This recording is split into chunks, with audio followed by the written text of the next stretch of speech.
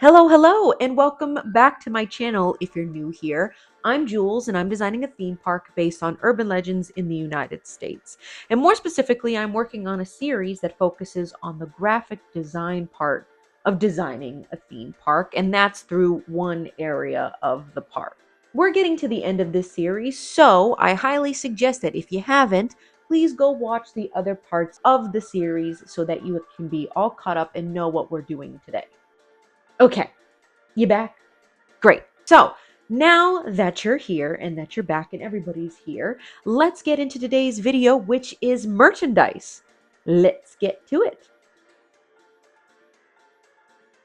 I first was just basically going to do some early sketching and brainstorming to see what legends I wanted to showcase from the area.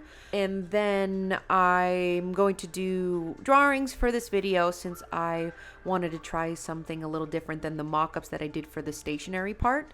I also wanted to draw them because these are very specific and I wanted to fully realize them without having to piece together a mock-up that doesn't fit the vision.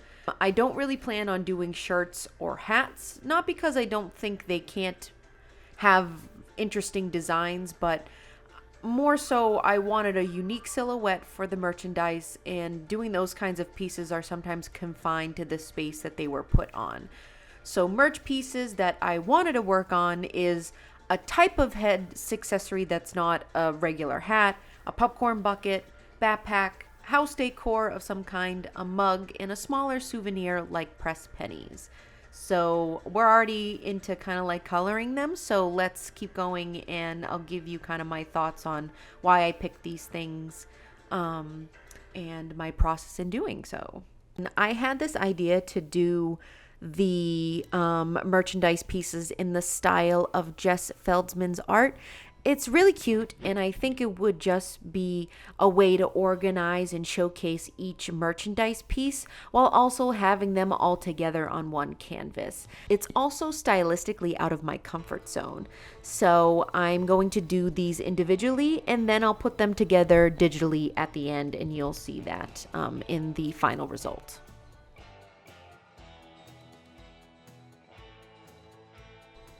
So let's start out with the first piece that you saw me painting, which was like a hood or cowl piece. When it was in like the early stages of my theme park, I was already thinking of merchandise ideas.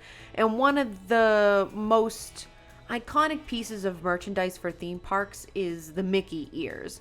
They are recognizable to the brand. They can be customized to any theme, while still relating back to the parks and relating back to the brand, and can be easily worn by anyone. So I want to do something like that without it being another headband. I thought this type of hood could be worn by anyone. I didn't want it to be super complicated, but I still wanted the hood to read as a cryptid or legend. I decided to do the chupacabra as inspiration and use visual elements of the creature to make the hood read as such. I went with a green color with pointed ears and have spikes that trail from the top and extends to meet the end of the tail, which would be the extended part of the hood.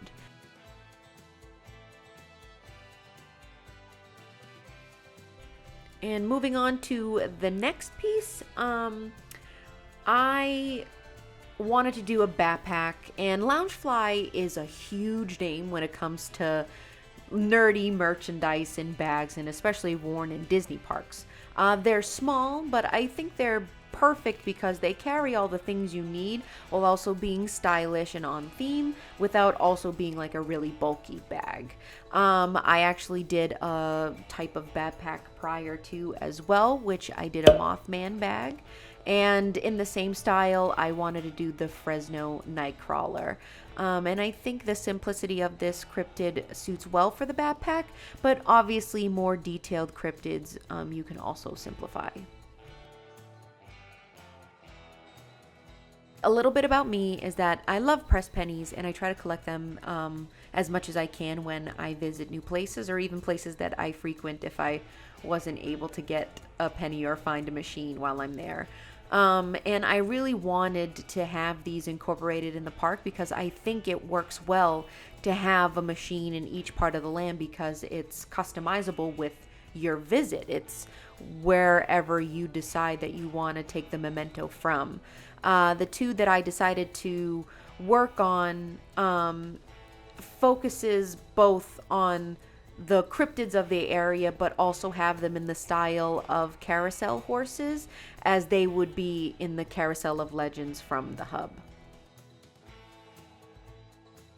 I thought it would be nice to have an item that actually ties in the land with also the Halloween aspects of the park. And I wanted to just do a cute cactus jack-o'-lantern mug, because I also think that this was a way to kind of fill up space and still have an interesting piece of merchandise without it just being a regular mug in silhouette. So with the popcorn buckets, I actually did 3 different versions before I did a poll for the final. And I did one for the slide rock bolter, the UFO, and a cactus cat. The cactus cat was a little bit more cutesy, and I think the slide rock bolter worked well, the silhouette, but again, in the popularity of the polls, it ended up being the UFO that won people's hearts. And so again, I wanted something that can be strapped on and kind of show the popcorn falling out and making sure it exactly evokes that this is a popcorn bucket, but still ties in the area of like Area 51 and aliens. And finally, for the last piece of merchandise that I wanted to do, I had this idea of doing the comedy and tragedy masks in the style of vintage Halloween masks, and that they could be used as home decor rather than actually being worn. So I actually envision them of being like much bigger in size. And I decided to use the Ashwang and La Llorona as my cryptids. And then from there, when I was drawing them, I wanted to give them that treatment of bright colors and prominent line art that you see in the vintage Halloween masks.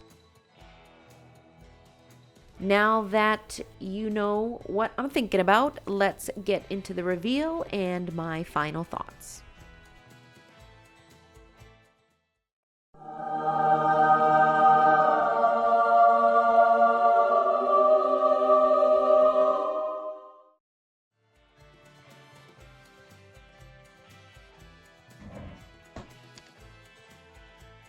They look like a goober in this. Final thoughts. I really had a good time doing this. This was actually probably my favorite part out of the entire series, just because it felt good in terms of being able to just draw and visualize it any way that I could without having to mock it up in any way, and also try basically a different setup in presenting it and having it be as a piece. I loved trying to conjure up some type of interesting merchandise rather than just like a regular mug, a regular t-shirt, a regular hat, anything like that. And I do think that those have their time and their place, and definitely something that is more minimal also works. But I really wanted to have fun with it and try to brainstorm on things that might not only stand out as merchandise, but be able to connect it quickly to the theme park. So yeah, this was probably my favorite part of the entire series. And so we're basically getting to the end of this series. And so next video we'll actually be putting this all together and making a story for the land, along with putting a map together for it. Thank you to my wonderful Patreon supporters. They allow me to not only work on YouTube videos, but also work on the park as a whole. thank you to the Absinthetic Orchestra that supplies all my music for my videos. A big thank you to you for watching. If you like what I'm doing and want to support me on this journey, please like and subscribe. All right, I'll see you in the next video. Bye-bye.